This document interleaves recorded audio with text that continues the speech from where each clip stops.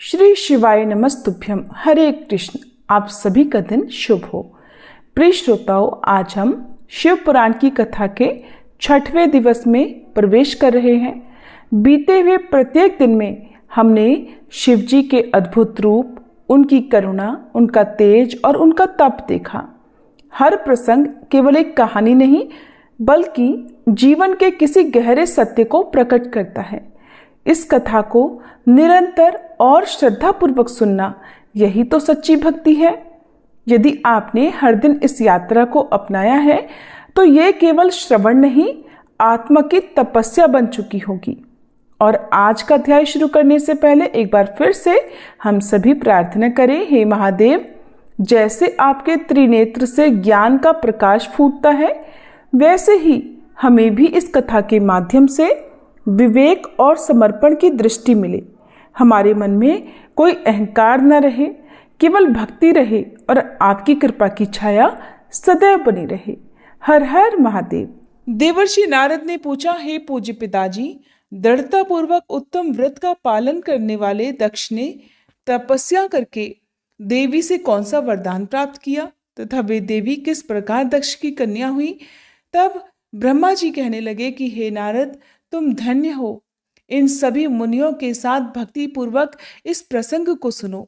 मेरी आज्ञा पाकर उत्तम बुद्धि वाले महाप्रजापति दक्ष ने क्षीर सागर के उत्तर तट पर स्थित हो देवी जगदम्बिका को पुत्री के रूप में प्राप्त करने की इच्छा तथा उनके प्रत्यक्ष दर्शन की कामना के लिए उन्हें हृदय मंदिर में विराजमान करके तपस्या प्रारंभ कर दी। दक्ष ने मन को संयम में रखकर दृढ़तापूर्वक कठोर व्रत का पालन करते हुए शौच, संतोष आदि नियमों से युक्त होकर 3000 दिव्य वर्षों तक तप किया। वे कभी जल पीकर रहते, कभी हवा पीते और कभी सर्वथा उपवास किया करते थे। भोजन के नाम पर कभी सूखे पत्ते चबा लेते थे। हे मुनिश्रेष्ठ नारद, तदंतर यम नियमादि से युक्त हो जगदम्बा की पूजा में लगे हुए दक्ष को देवी शिवा ने प्रत्यक्ष दर्शन दिया। जगन्मयी जगदम्बा का प्रत्यक्ष दर्शन पाकर प्रजापति दक्ष ने अपने आप को कृतकृत्य माना। वे कालिका देवी सिंह पर आरूढ़ थी। उनकी अंग कांति श्याम थी, मुख बड़ा ही मनोहर था। वे चारों भुजाओं से युक्त थीं और हाथों में वरद, अभय, नील कमल और खड्ग धारण किए हुए थीं। उनकी मूर्ति बड़ी ही मनोहारिणी थी। नेत्र कुछ कुछ लाल थे। खुले हुए केश बड़े सुंदर दिखाई देते थे। उत्तम प्रभा से प्रकाशित होने वाली उन जगदम्बा को भलीभांति प्रणाम करके दक्ष विचित्र वचनावलियों द्वारा उनकी स्तुति करते हुए कहने लगे। दक्ष ने कहा, हे जगदम्ब, हे महामाये, जगदीशे, महेश्वरी, आपको नमस्कार है। आपने कृपा करके मुझे अपने स्वरूप का दर्शन कराया है। हे भगवती, हे आद्य, मुझ पर प्रसन्न होइए। शिव रूपिणी प्रसन्न होइए। भक्त वरदायिनी प्रसन्न होइए। जगन्माये, आपको मेरा नमस्कार है। श्री ब्रह्मा जी कहते हैं, हे मुने, संयत चित्त वाले दक्ष के इस प्रकार स्तुति करने पर महेश्वरी शिवा ने स्वयं ही उनके अभिप्राय को जान लिया। तब भी दक्ष से इस प्रकार कहने लगी, हे दक्ष, तुम्हारी इस उत्तम भक्ति से मैं बहुत संतुष्ट हूँ। तुम अपना मनोवांछित वर मांगो। तुम्हारे लिए मुझे कुछ भी अदेय नहीं है। तब जगदम्बिका की ये बात सुनकर प्रजापति दक्ष बड़े प्रसन्न हुए और उन शिवा को बारंबार प्रणाम करते हुए बोले, हे जगदम्ब, हे महामाये, यदि आप मुझे वर देने के लिए उद्यत हैं तो मेरी बात सुनिए और प्रसन्नतापूर्वक मेरी इच्छा पूर्ण कीजिए।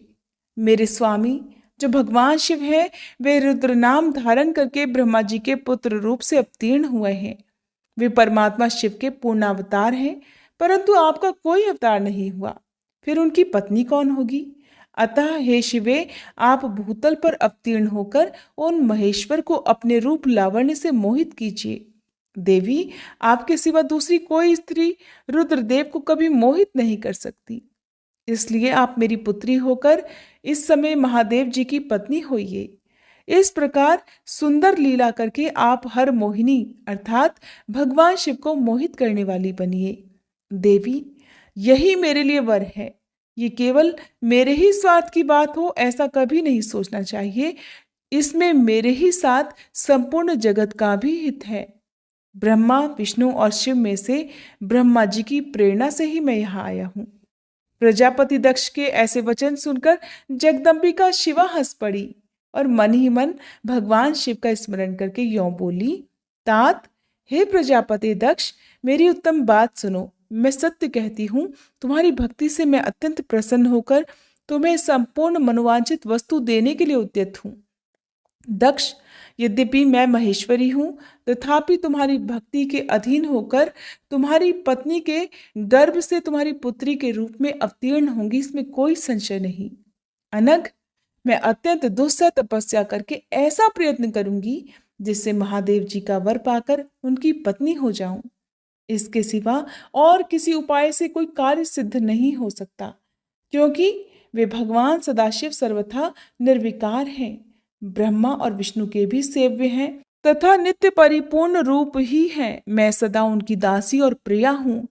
प्रत्येक जन्म में वे नाना रूपधारी शंभु ही मेरे स्वामी होते हैं। भगवान सदाशिव अपने दिए हुए वर के प्रभाव से ब्रह्मा जी की भ्रकुटी से रुद्र रूप में अवतीर्ण हुए हैं। मैं भी उनके वर से उनकी आज्ञा के अनुसार यहाँ अवतार लूंगी। हे तात, अब तुम अपने घर को जाओ। इस कार्य में जो मेरी दूती अथवा सहायिका होगी उसे मैंने जान लिया है। अब शीघ्र ही मैं तुम्हारी पुत्री होकर महादेव जी की पत्नी बनूंगी। दक्ष से ये उत्तम वचन कहकर मन ही मन शिव जी की आज्ञा प्राप्त करके देवी शिवा ने शिव के चरणान बिंदों का चिंतन करते हुए फिर कहा, हे प्रजापति, परंतु मेरा एक प्रण है, उसे तुम्हें सदा मन में रखना चाहिए। मैं उस प्रण को सुना देती हूं, तुम उसे सत्य समझो, मिथ्या मत मानो। यदि कभी मेरे प्रति तुम्हारा आदर घट जाएगा, तब उसी समय मैं अपने शरीर को त्याग दूंगी, अपने स्वरूप में लीन हो जाऊंगी अथवा दूसरा शरीर धारण कर लूंगी। और मेरा ये कथन एकदम सत्य है। प्रजापति, प्रत्येक सर्ग या कल्प के लिए तुम्हें ये वर दे दिया गया, मैं तुम्हारी पुत्री होकर भगवान शिव की पत्नी होंगी। मुख्य प्रजापति दक्ष से ऐसा कहकर महेश्वरी शिवा उनके देखते ही देखते वहीं अंतर्ध्यान हो गई। दुर्गा जी के अंतर्ध्यान होने पर दक्ष भी अपने आश्रम को लौट गए और ये सोचकर प्रसन्न रहने लगे कि अब देवी शिवा मेरी पुत्री होने वाली हैं। ब्रह्मा जी कहते हैं, हे नारद, प्रजापति दक्ष अपने आश्रम में जाकर मेरी आज्ञा पाकर हर्ष भरे मन से नाना प्रकार की मानसिक सृष्टि करने लगे। उस प्रजा सृष्टि को बढ़ती हुई न देखकर प्रजापति दक्ष ने अपने पिता मुझ ब्रह्मा से कहा, ब्राह्मण, हे तात, हे प्रजानाथ, प्रजा बढ़ ही नहीं रही है। हे प्रभु, मैंने जितने जीवों की सृष्टि की थी वे सब तो उतने ही रह गए हैं। हे प्रजानाथ, मैं क्या करूं? जिस उपाय से ये जीव अपने आप बढ़ने लगे वो उपाय मुझे बताइए। तदनुसार मैं प्रजा की सृष्टि करूंगा और इसमें कोई संशय नहीं। तब मैंने कहा कि हे तात, हे प्रजापति दक्ष, मेरी उत्तम बात सुनो और उसके अनुसार ही कार्य करो। सुरश्रेष्ठ भगवान शिव तुम्हारा कल्याण करेंगे। हे प्रजेश, प्रजापति पंचजन अर्थात वीरण की जो परम सुंदरी पुत्री असकनी है, उसे तुम पत्नी रूप से ग्रहण करो। स्त्री के साथ मैथुन धर्म का आश्रय ले तुम पुनः इस प्रजा सर्ग को बढ़ाओ। आस्तिकनी जैसी कामिनी के गर्भ से तुम बहुत सी संतानें उत्पन्न कर सकोगे। तदंतर मैथुन धर्म से प्रजा की उत्पत्ति करने के उद्देश्य से प्रजापति दक्ष ने मेरी आज्ञा के अनुसार वीरण प्रजापति की पुत्री के साथ विवाह किया। अपनी पत्नी वीरणी के गर्भ से प्रजापति दक्ष ने 10,000 पुत्र उत्पन्न किए, जो हर्यश्व कहलाए। हे मुने, वे सब के सब पुत्र समान धर्म का आचरण करने वाले हुए। पिता की भक्ति में तत्पर रहकर वे सदा वैदिक मार्ग पर ही चलते थे। एक समय पिता ने उन्हें प्रजा की सृष्टि करने का आदेश दिया। तात, तब वे सभी दाक्षायण नामधारी पुत्र सृष्टि के उद्देश्य से तपस्या करने के लिए पश्चिम दिशा की ओर गए। वहां नारायण सर नामक परम पावन तीर्थ है, जहां दिव्य सिंधु नद और समुद्र का संगम हुआ है। उस तीर्थ जल का ही निकट से स्पर्श करते उनका अंतःकरण शुद्ध और ज्ञान से संपन्न हो गया। उनकी आंतरिक मल राशि धुल गई और वे परमहंस धर्म में स्थित हो गई।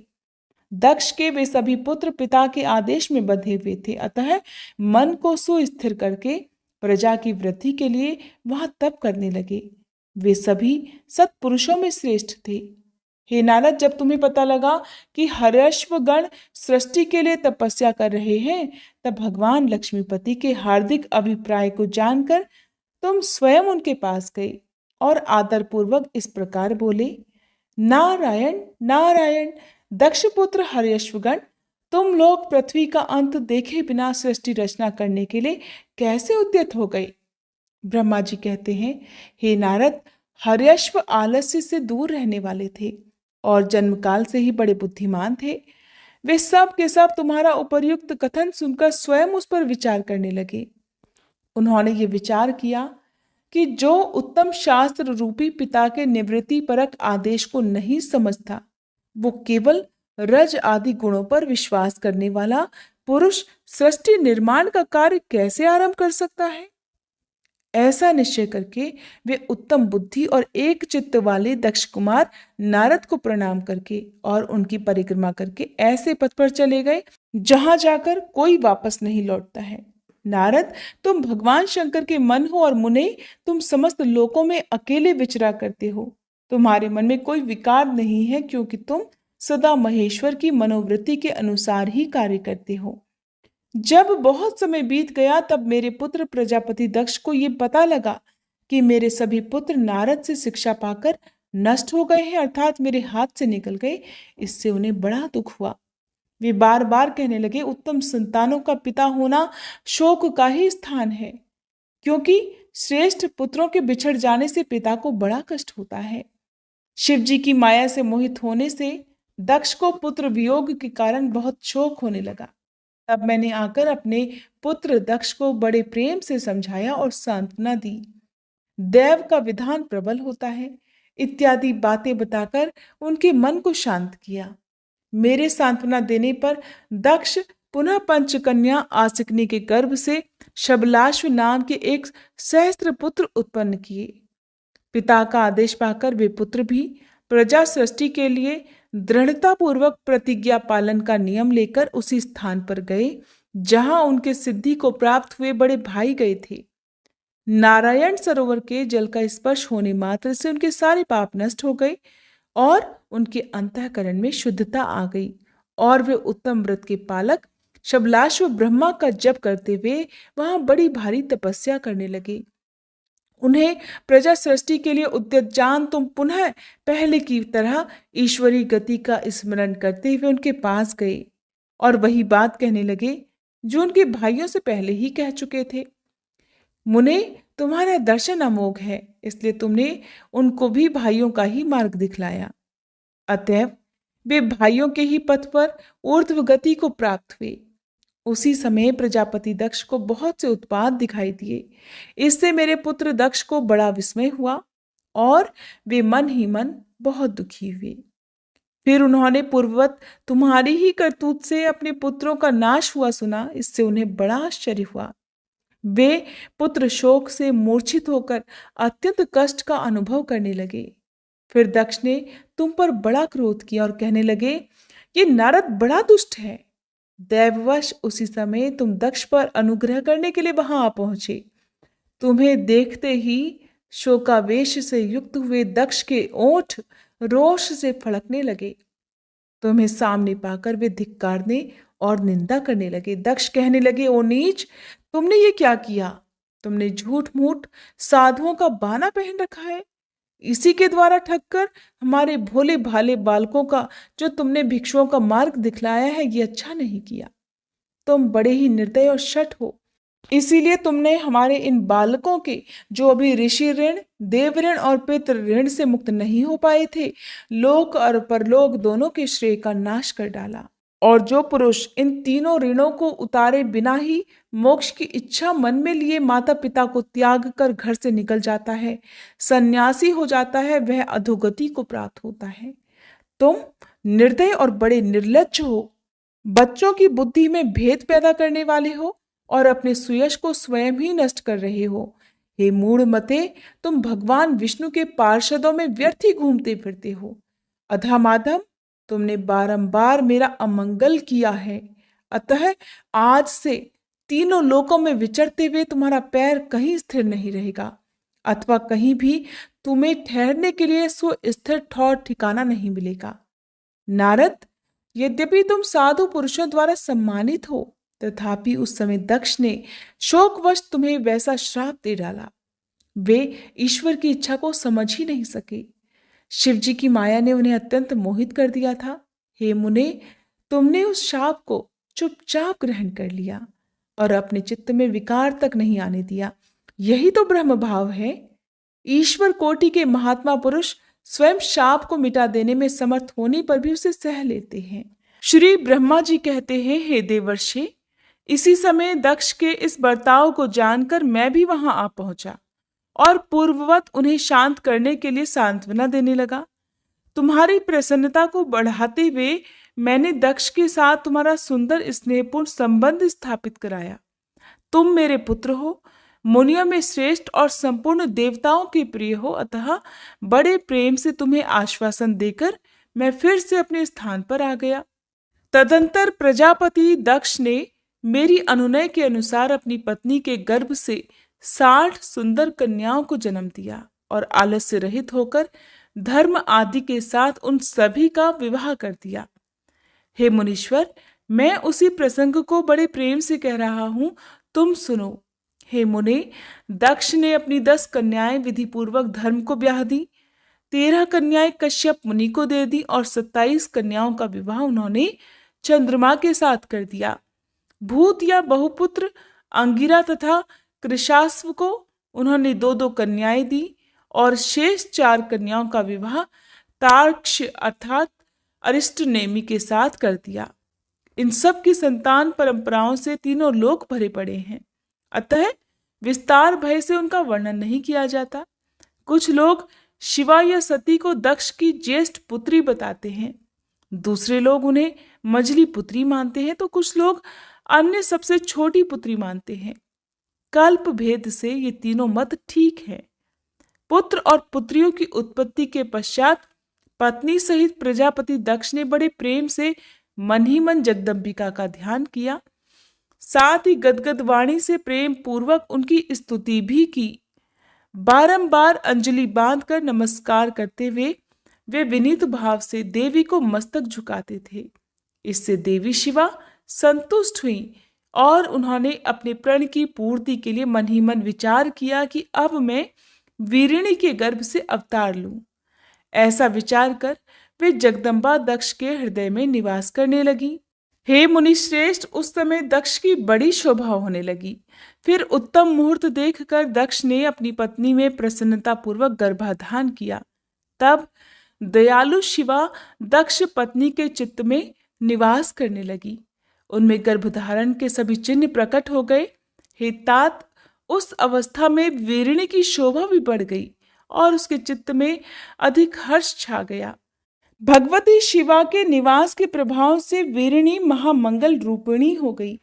दक्ष ने अपने कुल संप्रदाय, वेद ज्ञान और हार्दिक उत्साह के अनुसार बड़ी प्रसन्नता के साथ पुंसवन आदि संस्कार संबंधी श्रेष्ठ क्रियाएं संपन्न की।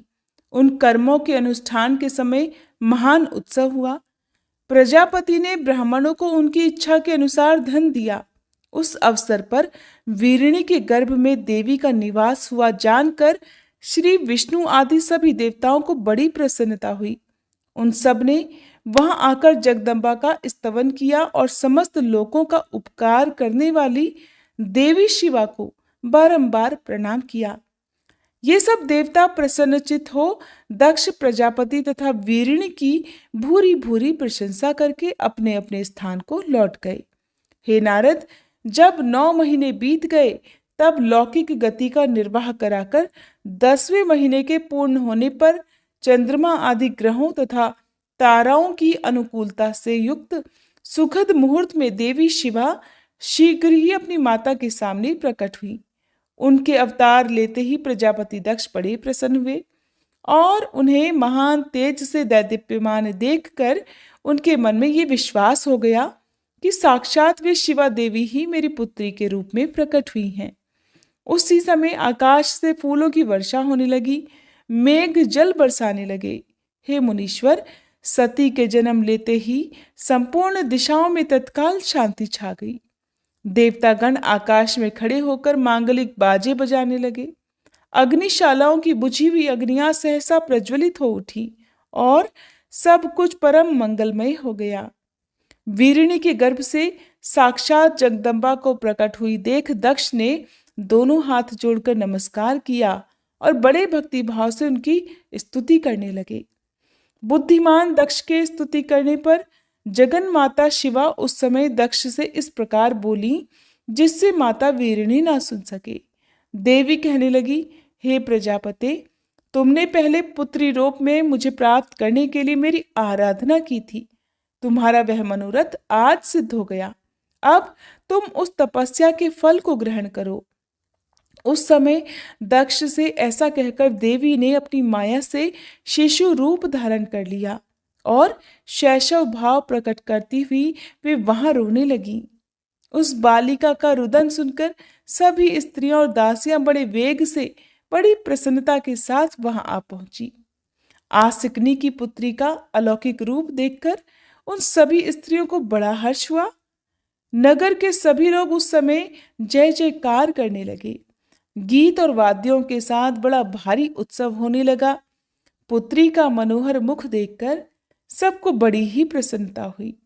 दक्ष ने वैदिक और कुलोचित आचार का विधि पूर्वक अनुष्ठान किया, ब्राह्मणों को दान दिया और दूसरों को भी धन बांटा। सब और यथोचित गान और नृत्य होने लगे। भांति भांति के मंगल कृत्यों के साथ बहुत से बाजे बजने लगे।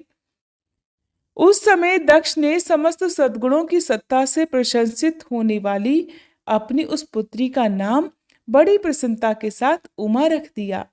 तदंतर संसार में लोगों की ओर से उसके और भी नाम प्रचलित हो गए, जो सब के सब महान मंगलदायक और विशेषतः समस्त दुखों का नाश करने वाले हैं।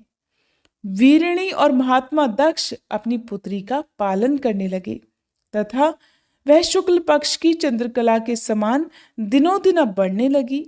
हे नारद, बाल्यावस्था में भी समस्त उत्तमोत्तम गुण उसमें उसी तरह प्रवेश करने लगे जैसे शुक्ल पक्ष के बाल चंद्रमा में भी समस्त मनोहारिणी कलाएं प्रविष्ट हो जाती हैं। दक्ष कन्या सती सखियों के बीच बैठी बैठी जब अपने भावों में निमग्न होती थी तब बारंबार भगवान शिव की मूर्ति को चित्रित करने लगती थी। मंगलमयी सती जब बाल्योचित सुंदर गीत गाती तब वह स्थाणु, हर और रुद्र नाम लेकर स्मर शत्रु शिव का स्मरण किया करती थी। श्री ब्रह्मा जी कहते हैं, नारद, एक दिन मैंने तुम्हारे साथ जाकर पिता के पास खड़ी हुई सती को देखा। वह तीनों लोकों की सारभूता सुंदरी थी। उसके पिता ने मुझे नमस्कार करके तुम्हारा भी सत्कार किया। ये देखकर लोक लीला का अनुसरण करने वाली सती ने भक्ति और प्रसन्नता के साथ मुझको और तुम्हें भी प्रणाम किया। नारद, इसके बाद सती की ओर देखते हुए हम और तुम दक्ष के दिए हुए शुभ आसन पर बैठ गए। उसके बाद मैंने उस विनयशीला बालिका से कहा, सती, जो केवल तुम्हें ही चाहते हैं और तुम्हारे मन में भी एकमात्र जिनकी ही कामना है, उन्हीं सर्वज्ञ जगदीश्वर महादेव जी को तुम पति रूप में प्राप्त करो। शुभे, जो तुम्हारे सिवा दूसरी किसी स्त्री को पत्नी रूप में ना तो ग्रहण कर सके हैं, न करते हैं और न भविष्य में ही ग्रहण करेंगे, वे ही भगवान शिव तुम्हारे पति हों। वे तुम्हारे ही योग्य हैं, किसी दूसरे के नहीं। नारद, सती से ऐसा कहकर मैं प्रजापति दक्ष के घर में देर तक ठहरा रहा। फिर उनसे विदा लेकर मैं और तुम दोनों अपने अपने स्थान को चले आए। मेरी बात को सुनकर दक्ष को बड़ी प्रसन्नता हुई। उनकी सारी मानसिक चिंता दूर हो गई और उन्होंने अपनी पुत्री को परमेश्वरी समझकर गोद में उठा लिया। इस प्रकार कुमारोचित सुंदर लीला विहारों से सुशोभित होती हुई भक्त वत्सला सती, जो स्वेच्छा से मानव रूप धारण करके प्रकट हुई थी, कुमारावस्था को पार कर गई। बाल्यावस्था बिताकर जब थोड़ी युवावस्था को प्राप्त हुई सती अत्यंत तेज और शोभा से संपन्न होकर संपूर्ण अंगों से मनोहर दिखाई देने लगी। लोकेश दक्ष ने देखा कि सती के शरीर में अब युवावस्था के लक्षण प्रकट होने लगे हैं। तब उनके मन में ये चिंता हुई कि मैं महादेव जी के साथ इनका विवाह कैसे करूं। सती स्वयं भी महादेव जी को पाने की प्रतिदिन अभिलाषा रखती थी, इसलिए पिता के मनोभाव को समझकर वे माता के पास गईं। विशाल बुद्धि वाली सती रूपिणी परमेश्वरी शिवा ने अपनी माता वीरिणी से भगवान शंकर की प्रसन्नता के लिए तपस्या करने के लिए आज्ञा मांगी। माता की आज्ञा मिल गई, इसलिए दृढ़ता पूर्वक व्रत का पालन करने वाली सती ने महेश्वर को पति रूप में प्राप्त करने के लिए अपने ही घर पर उनकी आराधना आरंभ कर दी। आश्विन मास में नंदा अर्थात प्रतिपदा, षष्ठी और एकादशी तिथियों में उन्होंने भक्ति पूर्वक गुड़, भात और नमक चढ़ाकर भगवान शिव का पूजन किया और उन्हें नमस्कार करके उसी नियम के साथ उस मास को बिताया। कार्तिक मास की चतुर्दशी को सजाकर रखे हुए मालपुओं और खीर से परमेश्वर शिव की आराधना करके वे नित्य निरंतर उनका चिंतन करने लगी। मार्गशीर्ष मास के कृष्ण पक्ष की अष्टमी तिथि को तिल, जौ और चावल से हर की पूजा करके ज्योतिर्मय दीप दिखाकर अथवा आरती करके सती अपना दिन बिताती थी। पौष मास के शुक्ल पक्ष की सप्तमी को रात भर जागरण करके प्रातःकाल खिचड़ी का नैवेद्य लगाकर वे शिव जी की पूजा करती थी। माघ की पूर्णिमा को रात में जागरण करके सवेरे नदी में नहाती और गीले वस्त्र सहित तट पर बैठकर भगवान शंकर की पूजा किया करती। फाल्गुन मास के कृष्ण पक्ष की चतुर्दशी तिथि को रात में जागरण करके उस रात के चारों पहरों में शिव जी की विशेष पूजा करती और नटों द्वारा नाटक भी कराती थी। चैत्र मास के शुक्ल पक्ष की चतुर्दशी को वे दिन रात शिव जी का स्मरण करती हुई अपना समय बिताती और ढाक के फूलों तथा दवनों से भगवान शिव की पूजा करती थी। वैशाख शुक्ल तृतीया को सती तिल का आहार करके रहती और नए जौ के भात से रुद्रदेव की पूजा करके उस महीने को बिताती थी। ज्येष्ठ की पूर्णिमा को रात में सुंदर वस्त्रों और भटकटैया के फूलों से शंकर जी की पूजा करके वे निराहार रहकर ही अपना मास व्यतीत करती थी। आषाढ़ के शुक्ल पक्ष की चतुर्दशी को काले वस्त्र और भटकटैया के फूलों से वे रुद्रदेव का पूजन करती थी। श्रावण मास के शुक्ल पक्ष की अष्टमी और चतुर्दशी को वे यज्ञोपवीतों, वस्त्रों और कुश की पवित्री से शिव जी की पूजा किया करती थी। भाद्रपद मास के कृष्ण पक्ष की त्रयोदशी तिथि को तरह तरह के फूलों और फलों से शिव जी का पूजन करके सती चतुर्दशी तिथि को केवल जल का आहार किया करती थी। तरह तरह के फलों, फूलों और उस समय उत्पन्न होने वाले अन्नों द्वारा वे शिव जी की पूजा करती और महीने भर अत्यंत नियमित आहार करके केवल जप में ही लगी रहती थी। सभी महीनों में सारे दिन सती केवल शिव जी की आराधना में ही लीन रहती थी। अपनी इच्छा से मानव रूप धारण करने वाली वे देवी दृढ़ता पूर्वक उत्तम व्रत का पालन करती थी। इस प्रकार नंदा व्रत को पूर्ण रूप से समाप्त करके भगवान शिव में अनन्य भाव रखने वाली सती एकाग्रचित्त होकर बड़े प्रेम से भगवान शिव का ध्यान करने लगी और उस ध्यान में ही निश्चल भाव से स्थित हो गई। मुने इसी समय सब देवता और ऋषि भगवान विष्णु और मुझको आगे करके सती की तपस्या देखने के लिए गए। वहां आकर देवताओं ने देखा सती मूर्तिमती दूसरी सिद्धि के समान जान पड़ती हैं। वे भगवान शिव के ध्यान में निमग्न होकर उस समय सिद्धावस्था को पहुंच गई थी। समस्त देवताओं ने बड़ी प्रसन्नता के साथ वहां दोनों हाथ जोड़कर देवी सती को नमस्कार किया। मुनियों ने भी मस्तक झुकाए और श्री हरि आदि के मन में भी प्रीति उमड़ आई। श्री विष्णु आदि सभी देवता और मुनि आश्चर्यचकित होकर सती देवी की तपस्या की भूरी भूरी प्रशंसा करने लगे। फिर देवी को प्रणाम करके वे देवता और मुनि तुरंत ही गिरिश्रेष्ठ कैलाश को गए, जो भगवान शिव को बहुत ही प्रिय है। सावित्री के साथ मैं और लक्ष्मी जी के साथ भगवान वासुदेव भी प्रसन्नता पूर्वक महादेव जी के निकट गए। वहां जाकर भगवान शिव को देखते ही बड़े वेग से प्रणाम करके सब देवताओं ने दोनों हाथ जोड़कर विनीत भाव से नाना प्रकार के स्तोत्रों द्वारा उनकी स्तुति करके अंत में कहा, प्रभु आपकी सत्व, रज और तम नामक जो 3 शक्तियां हैं, उनके राग आदि वेग असह्य हैं। वेद त्रयी अथवा लोक त्रयी आपका स्वरूप है। आप शरणागतों के पालक हैं और आपकी शक्ति बहुत अपार है, उसकी कहीं कोई सीमा नहीं है। आपको नमस्कार है। हे दुर्गापते, जिनकी इंद्रियां दुष्ट हैं, वश में नहीं हो पाती, उनके लिए आपकी प्राप्ति का कोई मार्ग सुलभ नहीं है। आप सदा भक्तों के उद्धार में तत्पर रहते हैं। आपका तेज छुपा हुआ है, आपको नमस्कार है। ब्रह्मा जी कहते हैं, नारद, इस प्रकार महादेव जी की स्तुति करके श्री विष्णु आदि सब देवता उत्तम भक्ति से मस्तक झुकाए प्रभु शिव जी के आगे चुपचाप खड़े हो गए।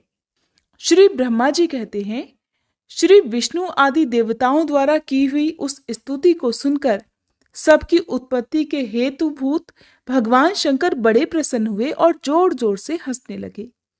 मुझ ब्रह्मा और विष्णु को अपनी अपनी पत्नी के साथ आया हुआ देख महादेव जी ने हम लोगों से यथोचित वार्तालाप किया और हमारे आगमन का कारण पूछा।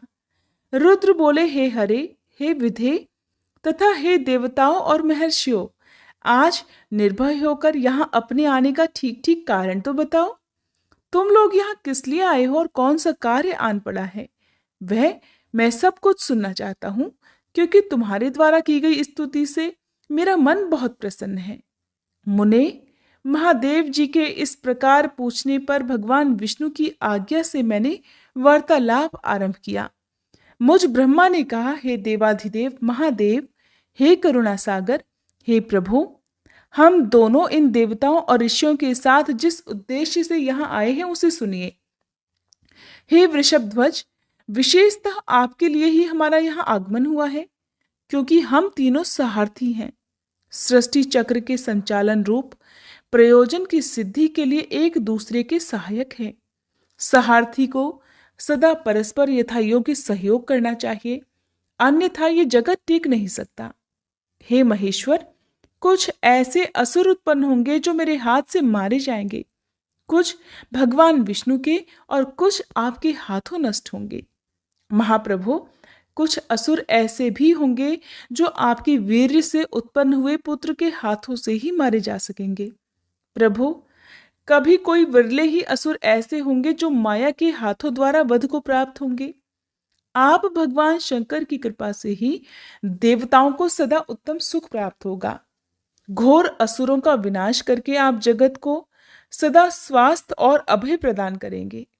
अथवा ये भी संभव है कि आपके हाथ से कोई असुर मारे ना जाए, क्योंकि आप सदा योग युक्त रहते हुए भी राग द्वेष से रहित हैं तथा एकमात्र दया करने में ही लगे रहते हैं।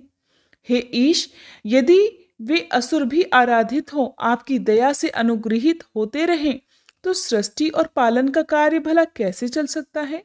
अतः हे वृषभध्वज, आपको प्रतिदिन सृष्टि आदि के उपर्युक्त कार्य करने के लिए तैयार रहना चाहिए। यदि सृष्टि पालन और संहार रूप कर्म न करने हो, तब तो हमने माया से जो भिन्न भिन्न शरीर धारण किए हैं, उनकी कोई उपयोगिता अथवा औचित्य ही नहीं है। वास्तव में हम तीनों एक ही हैं, कार्य के भेद से भिन्न भिन्न देह धारण करके स्थित हैं। यदि कार्य भेद न सिद्ध हो, तब तो हमारे रूप भेद का कोई प्रयोजन ही नहीं है। हे देव, एक ही परमात्मा महेश्वर 3 स्वरूपों में अभिव्यक्त हुए हैं। इस रूप भेद में उनकी अपनी माया ही कारण है।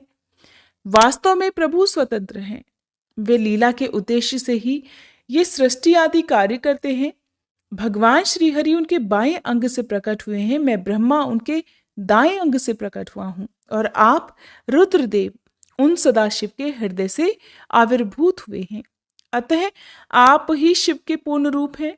हे प्रभु, इस प्रकार अभिन्न रूप होते हुए भी हम 3 रूपों में प्रकट हैं। हे सनातन देव, हम तीनों उन्हीं भगवान सदाशिव और शिवा के पुत्र हैं। इस यथार्थ तत्व का आप हृदय से अनुभव कीजिए। हे प्रभु, मैं और श्री विष्णु आपके आदेश से प्रसन्नता पूर्वक लोक की सृष्टि और पालन के कार्य कर रहे हैं तथा कार्य कारणवश सपत्नीक भी हो गए हैं। अतः आप भी विश्व हित के लिए तथा देवताओं को सुख पहुंचाने के लिए एक परम सुंदरी रमणी को अपनी पत्नी बनाने के लिए ग्रहण कीजिए। हे महेश्वर, एक बात और है, उसे भी सुनिए। मुझे पहले के वृतांत का स्मरण हो आया है। पूर्व काल में आपने ही शिव रूप से जो बातें हमारे सामने कही थी, वही इस समय सुना रहा हूं। हे प्रभु, आपने कहा था कि हे ब्राह्मण, मेरा ऐसा ही उत्तम रूप तुम्हारे अंग विशेष ललाट से प्रकट होगा जिसकी लोक में रुद्र नाम से प्रसिद्धि होगी। तुम ब्रह्मा सृष्टिकर्ता हो गए, श्री हरि जगत का पालन करने वाले हुए, और मैं सगुण रुद्र रूप होकर संहार करने वाला होऊंगा। एक स्त्री के साथ विवाह करके लोक के उत्तम कार्य की सिद्धि करूंगा। अपनी कही हुई इस बात को याद करके हे प्रभु, अपनी ही पूर्व प्रतिज्ञा को पूर्ण कीजिए। हे स्वामिन, आपका ये आदेश है कि मैं सृष्टि करूं, श्री हरि पालन करें और आप स्वयं संहार के हेतु बनकर प्रकट हों। सो आप साक्षात शिव ही संहारकर्ता के रूप में प्रकट हुए हैं। आपके बिना तो हम दोनों अपना अपना कार्य करने में समर्थ ही नहीं है। हे प्रभु, हे भगवान, अतः आप एक ऐसी कामिनी को स्वीकार कीजिए जो लोकहित के कार्य में तत्पर रहे। हे शंभु, जैसे लक्ष्मी जी भगवान विष्णु की और सरस्वती मेरी सहधर्मिणी है, उसी प्रकार आप इस समय अपनी जीवन सहचरी प्राण वल्लभा को ग्रहण कीजिए। मेरी ये बात सुनकर लोकेश्वर महादेव जी के मुख पर मुस्कुराहट दौड़ गई। वे श्री हरि के सामने मुझसे इस प्रकार बोले। भगवान कहने लगे, हे ब्राह्मण, हे हरे, तुम दोनों मुझे सदा ही अत्यंत प्रिय हो। तुम दोनों को देखकर मुझे बड़ा आनंद मिलता है। तुम लोग समस्त देवताओं में श्रेष्ठ और त्रिलोकी के स्वामी हो। लोकहित के कार्य में मन लगाए रखकर तुम दोनों का वचन मेरी दृष्टि में अत्यंत गौरवपूर्ण है, किंतु हे सुरश्रेष्ठ गण, मेरे लिए विवाह करना उचित नहीं होगा, क्योंकि मैं तपस्या में संलग्न रहकर सदा संसार से विरक्त ही रहता हूं, और योगी के रूप में तो मेरी प्रसिद्धि है। जो निवृत्ति के सुंदर मार्ग पर स्थित है, अपने आत्मा में ही रमण करता है, आनंद मनाता है, निरंजन अर्थात माया से निर्लिप्त है, और जिसका शरीर अवधूत अर्थात दिगंबर है, जो ज्ञानी, आत्मदर्शी और कामना से शून्य है, जिसके मन में कोई विकार नहीं है, जो भोगों से दूर रहता हो, और जो सदा अपवित्र और अमंगल वेशधारी है, उसे संसार में कामिनी से क्या प्रयोजन है? ये इस समय मुझे बताओ तो सही। मुझे तो सदा केवल योग में लगे रहने पर ही आनंद आता है। ज्ञानहीन पुरुष योग को छोड़कर भोग को अधिक महत्व देता है। संसार में विवाह करना पराये बंधन में बंधना है। इसे बहुत बड़ा बंधन ही तो समझना चाहिए। इसीलिए मैं सत्य सत्य कहता हूं, विवाह के लिए मेरे मन में थोड़ी सी भी अभिरुचि नहीं है। आत्मा ही अपना उत्तम अर्थ या स्वार्थ है। उसका भली भांति चिंतन करने के कारण मेरी लौकिक स्वार्थ में प्रवृत्ति नहीं होती। तथापि जगत के हित के लिए तुमने जो कुछ भी कहा है, मैं उसे करूंगा।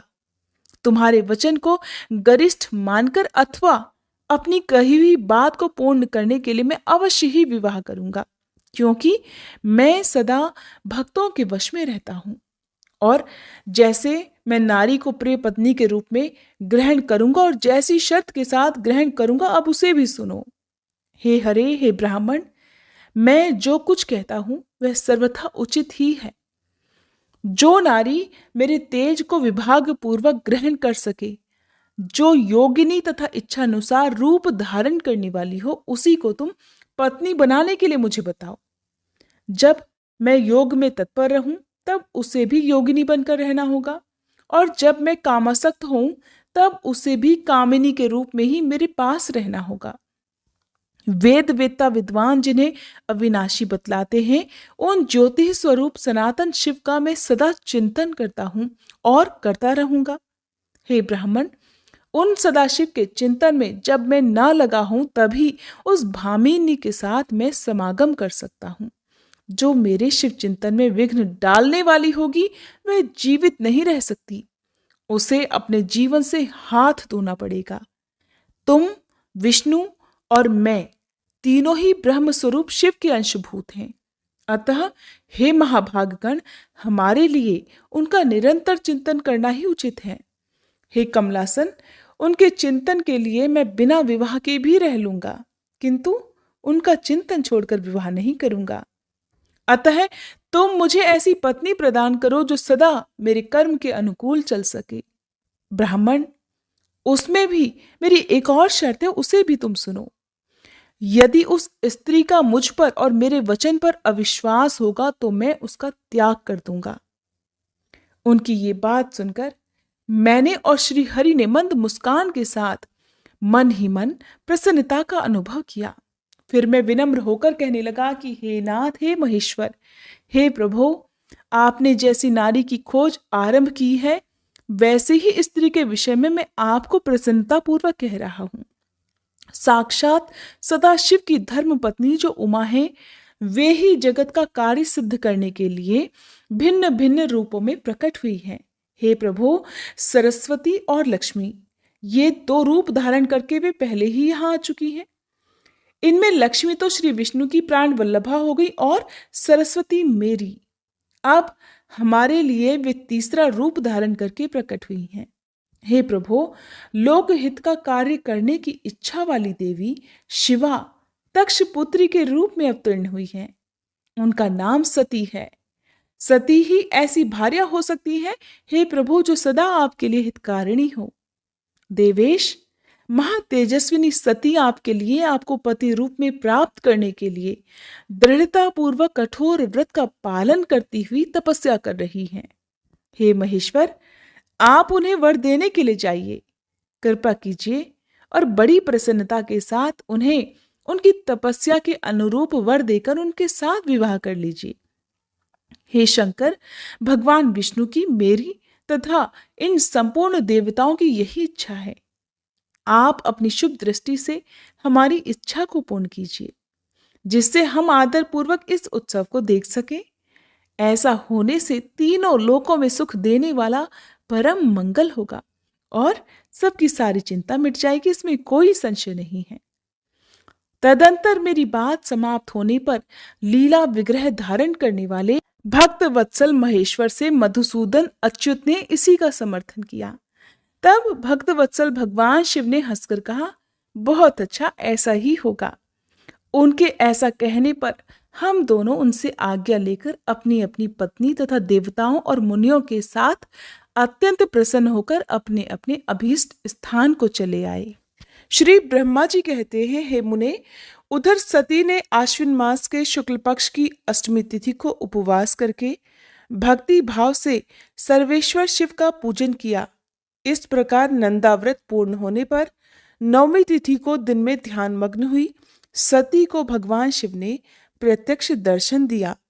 उनका श्री विग्रह सर्वांग सुंदर और गौर वर्ण का था।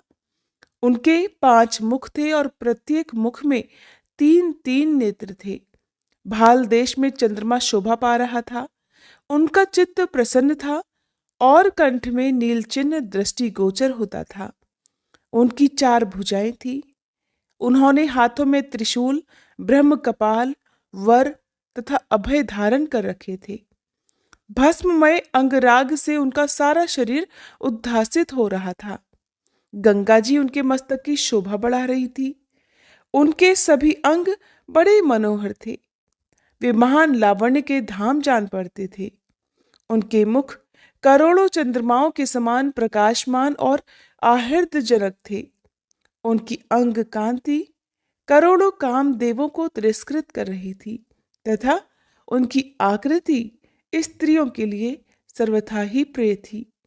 देवी सती ने ऐसे सौंदर्य माधुर्य से युक्त प्रभु महादेव जी को प्रत्यक्ष देखकर उनके चरणों की वंदना की। उस समय उनका मुख लज्जा से झुका हुआ था।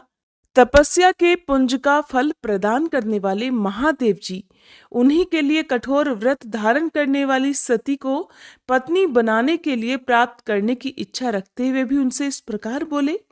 महादेव जी ने कहा, उत्तम व्रत का पालन करने वाली हे दक्ष नंदिनी, मैं तुम्हारे इस व्रत से बहुत प्रसन्न हूं, इसलिए कोई वर मांगो। तुम्हारे मन को जो अभीष्ट होगा वही वर मैं तुम्हें दूंगा। श्री ब्रह्मा जी कहते हैं, हे मुने, जगदीश्वर महादेव जी यद्यपि सती के मनोभाव को जानते थे तो भी उनकी बात सुनने के लिए कहने लगे, देवी कोई वर मांगो। परंतु सती लज्जा के अधीन हो गई थी, इसलिए उनके हृदय में जो बात थी उसे वे स्पष्ट शब्दों में कह न सकी। उनका जो अभीष्ट मनोरथ था वह लज्जा से आच्छादित हो गया। प्राण वल्लभ भगवान शिव का प्रिय वचन सुनकर देवी सती अत्यंत प्रेम में मग्न हो गई। इस बात को जानकर भक्त वत्सल भगवान शंकर बड़े प्रसन्न हुए और शीघ्रता पूर्वक बार बार कहने लगे, देवी वर मांगो, वर मांगो। सत्पुरुषों के आश्रयभूत अंतर्यामी शंभु देवी सती की भक्ति के वशीभूत हो गए थे। तब सती ने अपनी लज्जा को रोककर महादेव जी से कहा, हे वर देने वाले प्रभु, मुझे मेरी इच्छा के अनुसार ऐसा वर दीजिए जो टल ना सके। भक्त वत्सल भगवान शंकर ने देखा कि सती अपनी बात पूरी नहीं कह पा रही हैं। तब वे स्वयं ही उनसे बोले, हे देवी, तुम मेरी भार्या हो जाओ। अपने अभीष्ट फल को प्रकट करने वाले उनके इस वचन को सुनकर आनंद मग्न हुई देवी सती चुपचाप खड़ी रह गई, क्योंकि वे तो मनोवांछित वर पा चुकी थीं। फिर दक्ष कन्या प्रसन्न होकर दोनों हाथ जोड़कर मस्तक झुकाकर भक्त वत्सल शिव से बारंबार इस प्रकार कहने लगी, हे देवाधिदेव महादेव, हे प्रभो, हे जगतपते, आप मेरे पिता को कहकर वैवाहिक विधि से मेरा पाणी ग्रहण कीजिए। ब्रह्मा जी कहते हैं, हे नारद, सती की ये बात सुनकर भक्त वत्सल महेश्वर ने प्रेम से उनकी ओर देखकर कहा, प्रिय, ऐसा ही होगा। तब दक्ष कन्या सती भी भगवान शिव को प्रणाम करके भक्ति पूर्वक विदा मांग जाने की आज्ञा प्राप्त करके मोह और आनंद से युक्त होकर अपनी माता जी के पास लौट गई। इधर भगवान शिव भी हिमालय पर अपने आश्रम में प्रवेश करके दक्ष कन्या सती के वियोग से कुछ कष्ट का अनुभव करते हुए उन्हीं का चिंतन करने लगे। हे देवर्षि, फिर मन को एकाग्र करके लौकिक गति का आश्रय लेकर भगवान शंकर ने मन ही मन मेरा स्मरण किया। त्रिशूलधारी महेश्वर के स्मरण करने पर उनकी सिद्धि से प्रेरित होकर मैं तुरंत ही उनके सामने जा खड़ा हुआ। हे तात, हिमालय के शिखर पर जहां सती के वियोग का अनुभव करने वाले महादेव जी विद्यमान थे, वहीं मैं सरस्वती के साथ उपस्थित हो गया। हे देवर्षि, सरस्वती सहित मुझे आया देखकर देवी सती के प्रेम पाश में बंधे हुए शिवजी उत्सुकता पूर्वक इस प्रकार बोले, हे ब्राह्मण, मैं जब से विवाह के कार्य में स्वार्थ बुद्धि कर बैठा हूं, तब से अब मुझे इस स्वार्थ में ही स्वत्व सा प्रतीत होने लगा है। दक्ष कन्या सती ने बड़ी भक्ति से मेरी आराधना की है। उसके नंदाव्रत के प्रभाव से मैंने उसे अभीष्ट वर देने की घोषणा की है। हे ब्राह्मण, तब उसने मुझसे ये वर मांगा कि आप मेरे पति हो जाइए। ये सुनकर सर्वथा संतुष्ट होकर मैंने भी कह दिया कि तुम मेरी पत्नी हो जाओ।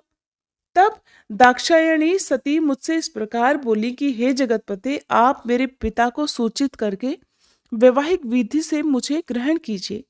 हे ब्राह्मण, उसकी भक्ति से संतोष होने के कारण मैंने उसका वह अनुरोध भी स्वीकार कर लिया। विधाता, तब सती अपनी माता के घर चली गई और मैं यहाँ चला आया। इसलिए अब तुम मेरी आज्ञा से दक्ष के घर जाओ और ऐसा यत्न करो जिससे प्रजापति दक्ष शीघ्र ही मुझे अपनी कन्या का दान कर दें। उनके इस प्रकार आज्ञा देने पर मैं कृतकृत्य और प्रसन्न हो गया तथा उन भक्त वत्सल विश्वनाथ से इस प्रकार बोला, हे भगवान, हे शंभो, आपने जो कुछ कहा है उस पर भलीभांति विचार करके हम लोगों ने पहले ही उसे सुनिश्चित कर दिया है। हे वृषभध्वज, इसमें मुख्यतः देवताओं का और मेरा भी स्वार्थ है। दक्ष स्वयं ही आपको अपनी पुत्री प्रदान करेंगे, किंतु आपकी आज्ञा से मैं भी उनके सामने आपका ये संदेश कह दूंगा। सर्वेश्वर महाप्रभु महादेव जी से ऐसा कहकर मैं अत्यंत वेगशाली रथ के द्वारा दक्ष के घर जा पहुंचा। नारद जी ने पूछा, हे वक्ताओं में श्रेष्ठ महाभाग विधाता, बताइए, जब सती घर पर लौटकर आई तब दक्ष ने उनके लिए क्या किया? ब्रह्मा जी कहने लगे, तपस्या करके मनोवांछित वर पाकर देवी सती जब घर को लौट गई तब वहां उन्होंने माता पिता को प्रणाम किया। सती ने अपनी सखी के द्वारा माता पिता को तपस्या संबंधी सब समाचार कहलवाया। सखी ने यह भी सूचित किया कि सती को महेश्वर से वर की प्राप्ति हुई है। वे सती की भक्ति से बहुत संतुष्ट हुए हैं। फिर सती के मुंह से सारा वृत्तांत सुनकर माता पिता को बड़ा आनंद प्राप्त हुआ और उन्होंने महान उत्सव किया। उदार चेता दक्ष और महामनस्विनी वीरिणी ने ब्राह्मणों को उनकी इच्छा के अनुसार द्रव्य दिया तथा अन्यान्य अंधों और दीनों को भी धन बांटा। प्रसन्नता बढ़ाने वाली अपनी पुत्री को हृदय से लगाकर माता वीरिणी ने उनका मस्तक सूंघा और आनंद मग्न होकर उसकी बारंबार प्रशंसा की। तदंतर कुछ समय व्यतीत होने पर धर्मज्ञों में श्रेष्ठ दक्ष इस चिंता में पड़ गए कि मैं अपनी इस पुत्री का विवाह भगवान शंकर के साथ किस प्रकार करूं। महादेव जी प्रसन्न होकर आए थे पर वे तो चले गए। अब मेरी पुत्री के लिए वे फिर यहाँ कैसे आएंगे? यदि किसी को शीघ्र ही भगवान शिव के निकट भेजा जाए तो ये भी उचित नहीं जान पड़ता, क्योंकि यदि वे इस तरह अनुरोध करने पर भी मेरी पुत्री को ग्रहण ना करें तो मेरी तो याचना ही निष्फल हो जाएगी। इस प्रकार की चिंता में पड़े हुए प्रजापति दक्ष के सामने मैं सरस्वती के साथ सहसा उपस्थित हुआ। मुझ पिता को आया देख दक्ष प्रणाम करके विनीत भाव से खड़े हो गए।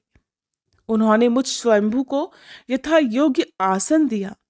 तदंतर दक्ष ने जब मेरे आने का कारण पूछा तब मैंने सब बातें बताकर उनसे कहा, हे प्रजापते, भगवान शंकर ने तुम्हारी पुत्री को प्राप्त करने के लिए निश्चय ही मुझे तुम्हारे पास भेजा है। इस विषय में जो श्रेष्ठ कृत्य हो उसका निश्चय करो। जैसे सती ने नाना प्रकार के भावों से तथा सात्विक व्रत के द्वारा भगवान शिव की आराधना की है, उसी तरह वे भी सती की आराधना करते हैं। इसलिए हे दक्ष, भगवान शिव के लिए ही संकल्पित और प्रकट हुई अपनी इस पुत्री को तुम बिना देर किए उनकी सेवा में सौंप दो। इससे तुम कृतकृत्य हो जाओगे। मैं नारद के साथ जाकर उन्हें तुम्हारे घर ले आऊंगा। फिर तुम उन्हीं के लिए उत्पन्न हुई अपनी यह पुत्री उनके हाथों में दे दो। श्री ब्रह्मा जी कहते हैं, हे नारद, मेरी ये बात सुनकर मेरे पुत्र दक्ष को बड़ा हर्ष हुआ। वे अत्यंत प्रसन्न होकर कहने लगे, हे पिताजी, ऐसा ही होगा। मुने, तब मैं अत्यंत हर्षित होकर वहां से उस स्थान को लौटा जहां लोक कल्याण में तत्पर रहने वाले भगवान शिव बड़ी ही उत्सुकता से मेरी प्रतीक्षा कर रहे थे। नारद, मेरे लौट आने पर स्त्री और पुत्री सहित प्रजापति दक्ष भी पूर्ण काम हो गए। वे इतने संतुष्ट हुए मानो अमृत पीकर अघा गए हों। जय भोलेनाथ। आज के अध्याय में बस इतना ही। इसके आगे की कथा आप सभी कल के अध्याय में जरूर सुनिएगा। आइए अब हम सभी सच्चे मन से भगवान शिव से क्षमा प्रार्थना करें।